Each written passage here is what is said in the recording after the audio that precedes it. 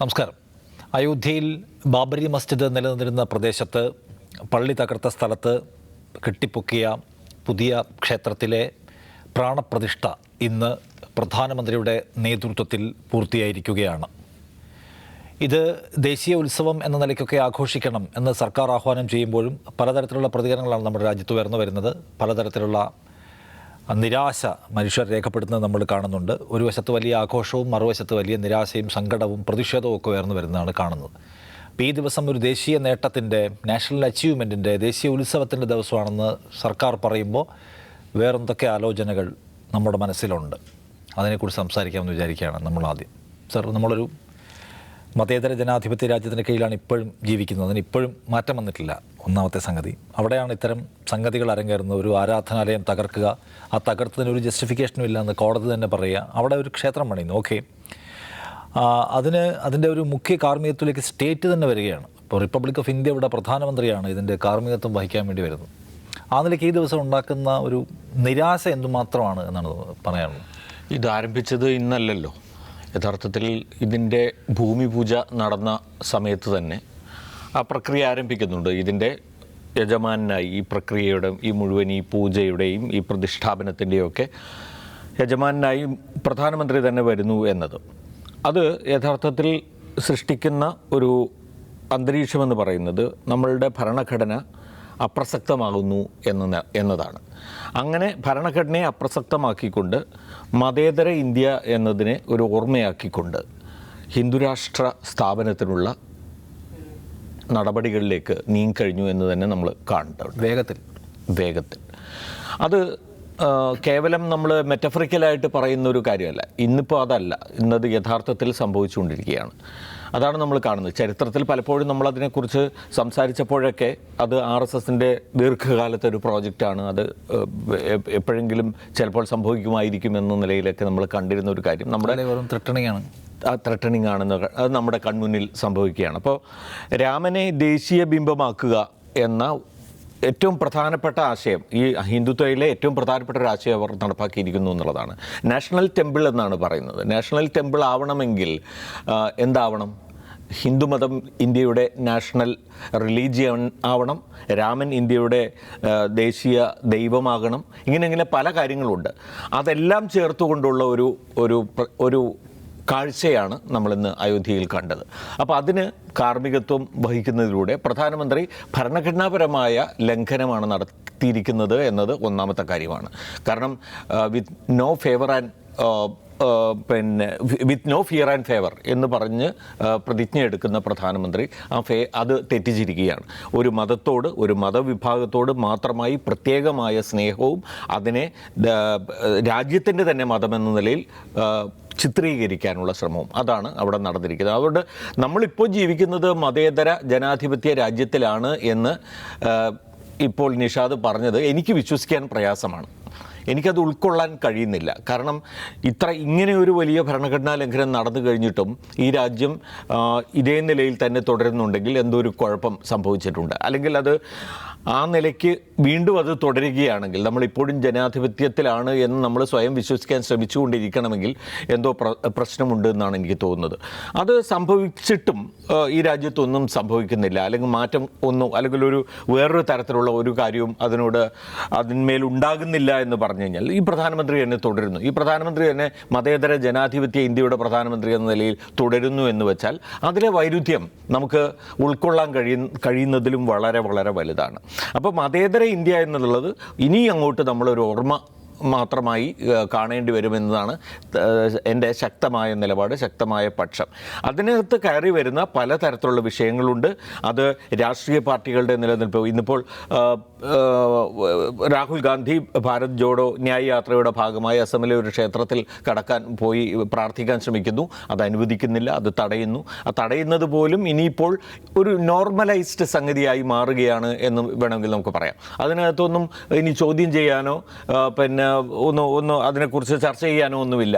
അതില്ല. എന്നുള്ളിടത്ത് മാത്രമാണ്. അപ്പോൾ പ്രധാനമന്ത്രിയും RSS മേധാവിയും ഉത്തർപ്രദേശ് മുഖ്യമന്ത്രിയും ഗവർണറും എല്ലാം കൂടി ഇരുന്ന് ആ ക്രിയ നിർവഹിക്കുന്ന ദൃശ്യങ്ങൾ കാണുന്ന ഇന്നാട്ടിലെ ഒരു ന്യൂനപക്ഷ വിഭാഗത്തിൽപ്പെട്ട ഒരാളെ സംബന്ധിച്ചിടത്തോളം എന്താണ് അയാളുടെ മനസ്സിലുണ്ടാവുക? ഇതെൻ്റെ രാജ്യമാണോ എന്നൊരു ചോദ്യം തന്നെയാണ് മനസ്സിൽ ഉയർന്നു വരിക. ഇതെൻ്റെ രാജ്യം തന്നെയാണോ? ഞാൻ ജീവിച്ചു വന്ന എൻ്റെ ഇന്ത്യയാണോ ഇത്? ആ ചോദ്യം ഉയർന്നു കഴിഞ്ഞാൽ പിന്നീട് രാജ്യം ഒരു രാജ്യമായി നിലനിൽക്കുന്നില്ല. ഇന്ത്യ എന്ന ഒറ്റ രാജ്യമായി അത് നിലനിൽക്കുന്നില്ല എന്ന് തന്നെ നമ്മൾ പറയണം. കാരണം അയാളെ സംബന്ധിച്ചിടത്തോളം ഒരു അയാളുടെ തന്നെ റിലീജിയനുമായി ബന്ധപ്പെട്ട് കിടക്കുന്ന ഒരു ചരിത്ര പരമായൊരു പള്ളി പൊളിച്ച് നിർമ്മിച്ച ഒരു സ്ഥലത്ത് അയാൾ കാണുന്നത് അയാളെ ഒഴിവാക്കിക്കൊണ്ടുള്ള, അയാളെ അപരവൽക്കരിച്ചുകൊണ്ടും മാറ്റി നിർത്തിക്കൊണ്ടുമുള്ള ഹൈന്ദവതയെ ദേശീയതയുമായി കൂട്ടിച്ചേർക്കുന്ന ഒരു ഹിന്ദുത്വ പ്രോജക്റ്റിൻ്റെ സംസ്ഥാപനമാണ്. അത് ഇന്ത്യയെ മാറ്റിക്കഴിഞ്ഞിരിക്കുന്നു എന്ന കാര്യത്തിൽ ഒരു സംശയവുമില്ല. ലജിംസ്, ഇപ്പം മതനിരപേക്ഷ ഇന്ത്യ എന്നുള്ള കോൺസെപ്റ്റ് തന്നെ ഏതാണ്ട് നമുക്ക് കൈമോശം വന്നിരിക്കുന്നു എന്നുള്ള അഭിപ്രായം സാർ പങ്കുവയ്ക്കുകയാണ്. അങ്ങനെ കരുതുന്നുണ്ടോ എന്ന്? ഇത് ഭരണഘടന അവിടെ ഉണ്ട്. ഭരണഘടന അവിടെ ഉള്ളപ്പോൾ തന്നെ ഭരണഘടന തിരുത്തിയിട്ടൊന്നുമില്ല. പക്ഷേ ഭരണഘടന അവിടെ സുരക്ഷിതമായിരിക്കും തന്നെ അതിനെ നിരന്തരമായി ബൈപ്പാസ് ചെയ്യുന്നു, അത് ലംഘിക്കുന്നു എന്നുള്ള പ്രശ്നമുണ്ടല്ലോ. അപ്പോൾ ഭരണഘടന ഇപ്പോഴും അവിടെ ഉണ്ടല്ലോ എന്നുള്ളത് നമുക്ക് സമാശ്വസിക്കാനുള്ള ഒരു ന്യായമാണോ? ഈ ഇന്ത്യയുടെ സെക്യുലർ ഫാബ്രിക് കീറിപ്പോയത് ഇന്നല്ല, അത് 1992 ഡിസംബർ 6-ാം തീയതി കീറിയതാണ്. അതിൻ്റെ കാരണം എന്ന് വെച്ചാൽ ഭരണഘടന ഉള്ളപ്പോൾ, പോലീസും പട്ടാളവും കോടതിയും ഉള്ളപ്പോൾ, എക്സിക്യൂട്ടീവ് ഉള്ളപ്പോൾ, ബ്യൂറോക്രസി ഉള്ളപ്പോഴൊക്കെയാണ് കുറേ അധികം ആളുകൾ പോയിട്ട് അത് തല്ലിപ്പൊളിച്ച് കളഞ്ഞത്, ഒരു മസ്ജിദ് തകർത്ത് കളഞ്ഞത്. അപ്പോൾ അന്ന് മുതൽ ഈ പ്രശ്നമുണ്ട്. പിന്നെ അതിൻ്റെ രണ്ട് കാഴ്ചപ്പാടുണ്ട്. ഇപ്പോൾ ഇതിൽ നോക്കുമ്പോൾ ഇപ്പോൾ പ്രമോദ് സാർ പറഞ്ഞ വളരെ ഇമോഷണൽ ആയിട്ടുള്ളൊരു കാര്യമാണ്.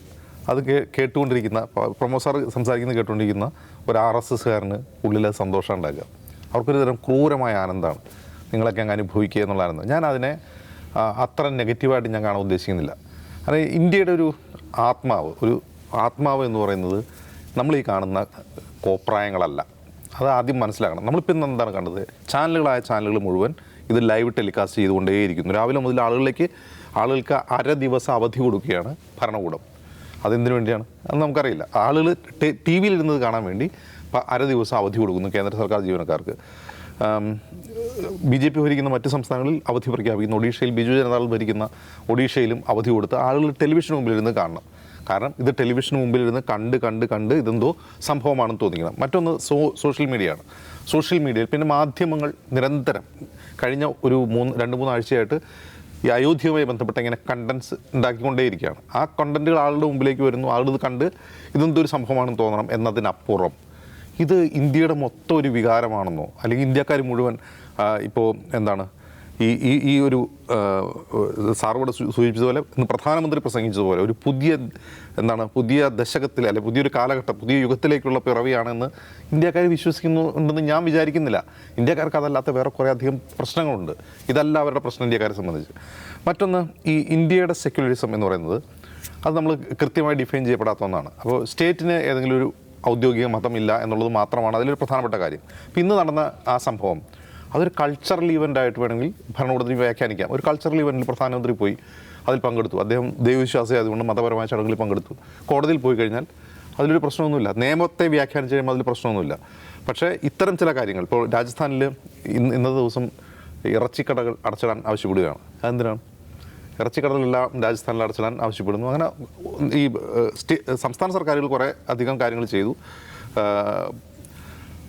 ഇറച്ചിക്കടകൾ അടച്ചിടാൻ എന്തിനാണ്? രാമക്ഷേത്രം അത് നമുക്ക് മനസ്സിലാവുന്നേയില്ല. കാരണം അതുപോലെ അയോധ്യയിൽ ഇന്നത്തെ ദിവസം കംപ്ലീറ്റ് അൺഇൻറ്ററപ്റ്റഡ് പവർ സപ്ലൈ വേണം എന്ന് കേന്ദ്ര ഊർജ്ജമന്ത്രി ഉത്തരവിടുന്നു. അപ്പോൾ അങ്ങനെ അൺഇൻറ്ററപ്റ്റഡ് ആയിട്ട് ക്വാളിറ്റി പവർ സപ്ലൈ കിട്ടണമെങ്കിൽ എന്ത് ചെയ്യണം? UP എവിടെയെങ്കിലൊക്കെ കറണ്ട് പോകണം. ഇന്ന് നോയിഡ പ്രദേശത്ത് കറണ്ട് ഉണ്ടായിരുന്നില്ല. നോയിഡ പ്രദേശത്ത് കറണ്ടില്ല എന്ന് പറഞ്ഞാൽ നോയിഡയിൽ പ്രവർത്തിക്കുന്ന ടെലിവിഷൻ ചാനലുകൾക്ക് കറണ്ടില്ല എന്നുള്ളതല്ല, അവർ ജനറേറ്ററിൽ പ്രവർത്തിക്കും. അവിടെയുള്ള ജനങ്ങൾക്ക് കറണ്ട് ഉണ്ടായിരുന്നില്ല. ഛത്തീസ്ഗഡ് സർക്കാർ അങ്ങോട്ട് ഫ്രീ ട്രെയിൻ ഓടിക്കാൻ പോവാണ് നാളെ മുതൽ. അവിടെ സന്ദർശകർക്ക് അനുമതി കൊടുക്കുകയാണ്. എന്തിനു വേണ്ടിയാണ് ഫ്രീ ട്രെയിൻ? വീക്ക്ലി ഒരു ട്രെയിൻ അനുവദിക്കുകയാണ്. നമ്മൾ ഓർക്കുന്നുണ്ടാവും, കോവിഡ് ലോക്ക്ഡൗൺ സമയത്ത് ഈ മൈഗ്രൻ്റ് ലേബേഴ്സ് കാൽനടയായിട്ട് പോകുമ്പോൾ ഒരു ട്രെയിനിന് വേണ്ടി കെഞ്ചിയ കാര്യങ്ങൾ നമ്മൾ ഓർമ്മയുണ്ടാവും. പാളത്തിൽ കിടന്നുറങ്ങിയ ആളുടെ മുകളിലൂടെ ട്രെയിൻ കടന്നുപോയത് നമുക്ക് ഓർമ്മയുണ്ടാവും. അപ്പോൾ ഇങ്ങനെയുള്ള കാര്യങ്ങൾ ചെയ്യുമ്പോഴാണ് ഈ ഭരണഘടനാ വിരുദ്ധമായ നടപടികൾ ഇതിനു വേണ്ടി ചെയ്തു എന്ന് പറയാൻ കഴിയും. അതേസമയം ഇതിൽ പ്രധാനമന്ത്രി പങ്കെടുത്തതിന് അവർക്ക് എങ്ങനെ വേണമെങ്കിലും വ്യാഖ്യാനിക്കുകയും ചെയ്യാം. അപ്പം ഞാൻ പറഞ്ഞു വന്നത് ഇതാണ്, ഇതിൽ നാളെ മുതൽ RSS ഇന്ത്യയെ ഹിന്ദു രാഷ്ട്രമായി പ്രഖ്യാപിക്കും. 2025 RSSന്റെ 100ാം വാർഷികത്തിൽ അത് നടക്കുമെന്നൊക്കെ പേടിക്കുന്നവരുണ്ട്. അങ്ങനെ പ്രഖ്യാപിച്ചാൽ ഇല്ലാതാവുന്നതല്ല ഇന്ത്യ എന്നാണ് എനിക്ക് തോന്നുന്നത്. കാരണം ഇന്ത്യ എന്ന് പറയുന്ന ഒരു രാജ്യം, ഒരു ആധുനിക ജനാധിപത്യ രാജ്യം രൂപം കൊണ്ടത് സഹസ്രാബ്ദങ്ങൾ നീണ്ട പരിണാമങ്ങൾക്കിടയിലാണ്. അതിനിടയിൽ അധിനിവേശങ്ങൾ കടന്നുപോയി, രാജാക്കന്മാരുണ്ടായി, ബ്രിട്ടീഷുകാർ കൊളോണിയലിസ്റ്റ് ശക്തികൾ വന്നു, അതിനുശേഷം ദേശീയ പ്രസ്ഥാനം രൂപം കൊണ്ടു. അങ്ങനെ വർഷങ്ങൾ എടുത്തുണ്ടായ ഒരു രാജ്യമാണത്. അത് ഒരു പെട്ടെന്നൊരു നിമിഷം ജാതിയുടെ മതത്തിൻ്റെ പേരിൽ വെട്ടിമുറിക്കപ്പെട്ട് സൃഷ്ടിക്കപ്പെട്ടതോ അല്ലെങ്കിൽ ആരെങ്കിലും ഇങ്ങനെ ഭൂപടത്തിൽ പടം വരച്ച് വെച്ചുണ്ടാക്കിയെടുത്തത് ഇന്ത്യ അല്ലാതെ. ഇന്ത്യ രൂപം കൊള്ളാൻ ആയിരക്കണക്കിന് വർഷങ്ങൾ എടുത്തിട്ടുണ്ട്. എന്താണ് അപ്പോൾ ഇന്ത്യ രൂപം കൊള്ളുമ്പോൾ ഇന്ത്യ ഒരു സെക്യുലർ ഡെമോക്രാറ്റിക് റിപ്പബ്ലിക് ആവുന്നതിന് ചരിത്രപരമായ കാരണമുണ്ട്. അംബേദ്കർ ഭരണഘടന എഴുതിയതുകൊണ്ട് മാത്രം ഉണ്ടായതല്ല. ഇന്ത്യയുടെ ആത്മാവ് എന്ന് പറയുന്നത് സെക്യുലറാണ്. അത് അങ്ങനെ തന്നെ നമ്മൾ പറഞ്ഞുകൊണ്ടിരിക്കണം. പറഞ്ഞില്ല എന്താ പ്രശ്നം എന്നറിയാം, നമുക്ക് തന്നെ സംശയം തോന്നും ഇത് സെക്യുലർ ആണോ എന്നുള്ളത്. ഇത് സെക്യുലർ ആവാൻ കാരണം നമ്മുടെ ഒരു പാരമ്പര്യമുണ്ട്. ആ പാരമ്പര്യത്തെക്കുറിച്ച് തന്നെ സംസാരിക്കണം. ആ പാരമ്പര്യം എവിടെയാണ്? അത് ബുദ്ധനിലും ജൈനനിലും ഒക്കെ തുടങ്ങുന്നതാണ്. ഇന്ത്യയുടെ ജനാധിപത്യത്തിൻ്റെയും സെക്യുലറിസത്തിൻ്റെയും പാഠങ്ങൾ അവിടെ നിന്ന് തുടങ്ങുന്നതാണ്. അത് ഇവോൾവ് ചെയ്ത് വന്നാണ് നമ്മൾ ഇന്നത്തെ ഒരു ഇന്ത്യയായി മാറിയത്. അങ്ങനെ മാറിയില്ലായിരുന്നെങ്കിൽ ഇപ്പോൾ ഈ വൈദേശിക മതങ്ങൾ എന്ന് പറയുന്ന ക്രിസ്ത്യാനിറ്റിയോ ഇസ്ലാമോ ഒക്കെ ഇന്ത്യയിലേക്ക് വരുമ്പോൾ അതിനിവിടെ അക്സെപ്റ്റൻസ് ഉണ്ടാവില്ലായിരുന്നു. അതിങ്ങനെ അക്സെപ്റ്റൻസ് ഉണ്ടാവാൻ കാരണം അത് ഇന്ത്യൻ ജനത അത്തരത്തിൽ എന്താണ് പറയുക, സഹിഷ്ണുതയുള്ളവരും തുറന്ന ഹൃദയമുള്ളവരുമാണ്. അതുകൊണ്ടാണ്. അപ്പോൾ ഈ ബുദ്ധനെ പറ്റി ഞാൻ പ്രത്യേകം പറയാൻ കാരണം എന്താണെന്ന് വെച്ചാൽ, ഇന്നലെ നമ്മൾ കണ്ടു ഒരു പത്രത്തിൽ ഈ വിഷ്ണുവിൻ്റെ ദശാവതാരങ്ങളിൽ ബലരാമനെ ഒഴിവാക്കി അതിൽ പകരം ബുദ്ധനെ ഉൾപ്പെടുത്തിയിട്ടുണ്ട്. അതെന്തുകൊണ്ട് അങ്ങനെ ചെയ്യുന്നത് നിങ്ങൾക്ക് മനസ്സിലാവുന്നുണ്ടോ? അതായത് ഉത്തരേന്ത്യയിൽ പലയിടത്തും ഈ ദശാവതാരങ്ങളിൽ ബുദ്ധൻ കൂടിയുണ്ട്. അപ്പോൾ ബുദ്ധൻ ഏത് കാലത്ത് ജീവിച്ചതാണ്, ബുദ്ധൻ്റെ ഐഡിയോളജി എന്താണ്, ബുദ്ധൻ എന്തിനെതിരെയാണ് സംസാരിച്ചത് എന്നൊക്കെ എല്ലാവർക്കും അറിയാം. അപ്പോൾ ഈ ബുദ്ധനെ അപ്രോപ്രിയേറ്റ് ചെയ്യുന്നതിന് പിന്നിൽ വലിയൊരു തന്ത്രമുണ്ട്. അതിൻ്റെ കാരണം എന്ന് വെച്ചാൽ ഈ സംഘപരിവാറിൻ്റെ പഴയകാല സാഹിത്യങ്ങൾ, ഒരു 10-30 വർഷമുള്ള സാഹിത്യങ്ങളിൽ ഈ ബുദ്ധിസത്തിനെതിരെ അതിരൂക്ഷമായ വിമർശനം ഉണ്ടാകുമായിരുന്നു. അതിൻ്റെ കാരണം എന്ന് വെച്ചാൽ ഈ ബുദ്ധിസമാണ് ഇന്ത്യയെ വിദേശ ശക്തികൾ കീഴടക്കാൻ കാരണം. അഹിംസ എന്ന് പറയുന്ന ഒരു സിദ്ധാന്തം ഇവിടെ പ്രചരിച്ചതുകൊണ്ടാണ് ഈ കീഴടക്കാൻ വരുന്നവർ ചെറുത്ത് നിൽക്കാനാവാത്ത എന്താണ് ധൈര്യമില്ലാത്ത ആളുകളായി ഇന്ത്യക്കാർ മാറാൻ കാരണം എന്നുള്ള വിമർശനം ഉണ്ടാകുന്നു ഒരു വശത്ത്. അപ്പോൾ ഈ ബുദ്ധിസം ഒരു വശത്ത് അഹിംസ പ്രചരിപ്പിക്കുന്നു. ഈ അഹിംസയാണ് ഇന്ത്യയെ വിദേശ ശക്തികളെ ആക്രമിക്കാൻ കാരണം എന്ന് അവർ പ്രചരിപ്പിക്കുന്നു. എന്നാൽ അതേ ബുദ്ധനെ തന്നെ അപ്രോപ്രിയേറ്റ് ചെയ്യുന്നു. ഒരു വശത്ത് അംബേദ്കർ കഞ്ചാവ് അടിച്ചിട്ടാണ് ഭരണഘടന എഴുതിയതെന്ന് പ്രചരിപ്പിക്കുന്നു. അതേ അംബേദ്കറെ ഇന്ന് RSS അപ്രോപ്രിയേറ്റ് ചെയ്യുന്നു. ഇന്നലെ ഞാൻ ഈ രാം കെ നാം എന്ന് പറഞ്ഞ ഡോക്യുമെൻ്ററി ഞാൻ പറഞ്ഞല്ലോ, AB ബർദാൻ അതിലൊരു ഉജ്ജ്വലമായ പ്രസംഗം നടത്തുന്നുണ്ട്. അപ്പം AB ബർദാൻ അതിരൂക്ഷമായ ഭാഷയിൽ വളരെ ലളിതമായ ഹിന്ദിയിൽ സാധാരണക്കാർക്ക് മനസ്സിലാവുന്ന ഭാഷയിലാണ് അദ്ദേഹം സംസാരിക്കുന്നത്. കാരണം അദ്ദേഹം ഈ ബോംബെ കേന്ദ്രീകരിച്ച് പ്രവർത്തിച്ച ഒരാളായതുകൊണ്ട് അദ്ദേഹത്തിൻ്റെ ഹിന്ദി വളരെ സാധാരണ ജനങ്ങൾക്ക് മനസ്സിലാവുന്ന ഹിന്ദിയാണ്. അപ്പോൾ അദ്ദേഹം വിശ്വാസികളായ ജനങ്ങളോടാണ് സംസാരിക്കുന്നത്. വിശ്വാസികൾ എന്തുകൊണ്ട് ഹിന്ദുത്വ രാഷ്ട്രീയത്തിൽ അടിപ്പെടരുന്ന് എന്നാണ് അദ്ദേഹം വളരെ വൈകാരികമായി ഇതിൽ പ്രസംഗിക്കുന്നത്. അപ്പോൾ ഞാനത് കണ്ട് എനിക്ക് പെട്ടെന്ന് ഓർമ്മ വന്ന് കഴിഞ്ഞതിൻ്റെ മുമ്പിലത്തെ വർഷം AB ബർദാൻ്റെ ജന്മദിനത്തിൽ RSS മേധാവി മോഹൻ ഭാഗവത് അദ്ദേഹത്തിന് ആദരാഞ്ജലി അർപ്പിക്കുന്നു. എന്നാലോചിച്ച് നോക്കുക, AB ബർദാന് RSS മേധാവി ആദരാഞ്ജലി അർപ്പിക്കുന്നു. അപ്പോൾ ഇവർ ഇതിനെ അപ്രോപ്രിയേറ്റ് ചെയ്യുന്ന, അവർക്ക് എതിരായിട്ടുള്ള എല്ലാ ഐഡിയോളജിയും അവർ അപ്രോപ്രിയേറ്റ് ചെയ്യാൻ ശ്രമിക്കുകയാണ്. എക്സെപ്റ്റ് എന്ത് ഈ പറയുന്ന അവരുടെ പ്രഖ്യാപിത ശത്രുക്കൾ ഒഴികെ, കമ്മ്യൂണിസം, ക്രിസ്ത്യാനിറ്റി, ഇസ്ലാം ഒഴികെ ബാക്കി എന്തിനെങ്കിലും കിട്ടുമോ അതിനൊക്കെ ചേർത്ത് പിടിക്കാൻ ശ്രമിക്കുന്നത്. അങ്ങനെ ചേർത്ത് പിടിക്കാൻ ശ്രമിക്കുന്നത് എന്താണെന്ന് വെച്ചാൽ ഇന്ത്യയുടെ ആത്മാവ് എന്താണെന്ന് അവർക്കറിയാം. നമ്മൾ മറന്നു പോകുമ്പോൾ അവർക്കറിയാം ഇന്ത്യയുടെ ആത്മാവ് എന്താണ്, ഇന്ത്യ എങ്ങനെയാണ് ചിന്തിക്കുന്നതെന്ന് അവർക്കറിയാം. അപ്പോൾ അവരെന്ത് ചെയ്യുന്നു, അവർക്കെതിരായിട്ടുള്ള എല്ലാ ഐഡിയോളജി അവർ അപ്രോപ്രിയേറ്റ് ചെയ്ത് ഞങ്ങളെ ആക്കി വെച്ചുകൊണ്ട് അവരുടെ ഐഡിയ, അവരുടെ പദ്ധതി നടപ്പാക്കാൻ ശ്രമിക്കുകയാണ് ചെയ്യുന്നത്. അപ്പോൾ ഇപ്പം നമ്മളെന്താണ് ചെയ്യുന്നത്, നമ്മൾ അതിൽ നെഗറ്റീവായിട്ട് കാണാതെ ഇത് നടക്കാൻ പോകുന്നില്ല എന്ന് ഉറച്ച് വിശ്വസിക്കുക. അതനുസരിച്ച് നമ്മൾ നിലപാടുകൾ പറഞ്ഞുകൊണ്ടേയിരിക്കുക, ജനങ്ങളെ ഉത്ബോധിപ്പിച്ചുകൊണ്ടിരിക്കുക എന്നതല്ലാതെ ഇതെല്ലാം തീർന്നു നാളെ മുതൽ അതാവും എന്ന് പറഞ്ഞ് കരഞ്ഞുകൊണ്ടിരുന്നാൽ അത് അത് നടപ്പാക്കാൻ ശ്രമിക്കുന്നവരെ സന്തോഷിപ്പിക്കുകയല്ലാണ്ട് വേറെ എന്തെങ്കിലും ഉണ്ടാവുമെന്ന് എനിക്ക് തോന്നുന്നില്ല. ഒരു കാര്യത്തിൽ മാത്രമേ ശക്തമായ വിയോജിപ്പ് പറയാം ജിംസ് പറഞ്ഞതിൽ. ഇത് സാംസ്കാരികമായ ഒരു പരിപാടിയാണെന്ന് വാദിക്കാം. പക്ഷേ ഒരു വശത്തും അവരതിനെ സാംസ്കാരിക പരിപാടി എന്ന് വിശേഷിപ്പിച്ചിട്ടില്ല. ഇപ്പം നമുക്കറിയാവുന്ന പോലെ ഒരു ഘട്ടത്തിൽ ഇപ്പം മതേതരത്വം എന്ന് BJP അവകാശപ്പെട്ടിരുന്ന ഒരു പ്രസ്ഥാനമാണ് അയോധ്യ പ്രസ്ഥാനം എന്ന് നിങ്ങൾ ആലോചിക്കണം. എന്താണ്, ബാക്കിയെല്ലാം കപട മതേതരത്വമാണ്, ഇതാണ് യഥാർത്ഥ മതേതരത്വം എന്നാണ് അദ്വാനിയും വാജ്പേയിയും ഒക്കെ പറഞ്ഞുകൊണ്ടിരുന്നത്. ഇന്നിപ്പോൾ ഈ മതേതരത്വം എന്നൊരു വാക്ക് പോലും അവർ മിണ്ടാൻ തയ്യാറല്ല. കാരണം അതിൻ്റെ ആവശ്യമില്ല. അങ്ങനെ മാറിക്കഴിഞ്ഞു. അപ്പോൾ നമ്മൾ ഈ പറഞ്ഞ ഇന്ത്യയുടെ ആത്മാവിൽ സെക്യുലറിസം ഉണ്ട് എന്ന് പിന്നെ അജിംസ് തന്നെ പറയുന്ന ഒരു രാജ്യത്തെയാണ് അവർക്ക് ഇങ്ങനെ മാറ്റിയെടുക്കാൻ കഴിഞ്ഞത് എന്ന് നമ്മൾ ആലോചിക്കണം. മാത്രമല്ല കൾച്ചറലായിട്ടുള്ള ഒരു സംഗതിയാണെങ്കിൽ അവരതിനെ ഹിന്ദു കൾച്ചർ എന്ന നിലയിൽ തന്നെയാണ് കാണുന്നത്. മാത്രവുമല്ല ഇപ്പോൾ ഇനി ഒരു മുസ്ലിം കൾച്ചർ ഇന്ത്യയിൽ ഉണ്ടെന്ന് അവർ സമ്മതിക്കുമോ? അങ്ങനെ ഒരു കൾച്ചർ ഉണ്ടെങ്കിൽ അതിൻ്റെ ഒരു രൂപം ഒരു പള്ളിയാണെങ്കിൽ ആ പള്ളിക്കകത്ത് പോയി പ്രാർത്ഥിക്കുകയോ അല്ലെങ്കിൽ ആ ഒരു പള്ളിയുടെ ഉദ്ഘാടനത്തിൽ സ്റ്റേറ്റ് പ്രതിനിധിയായിട്ട് പങ്കെടുക്കുമോ? പിന്നെ ഇദ്ദേഹം വന്നതിന് ശേഷം മാത്രമാണ് ഇഫ്താറുകൾ ഇല്ലാതായതെന്ന് നമുക്കറിയാം, അല്ലേ?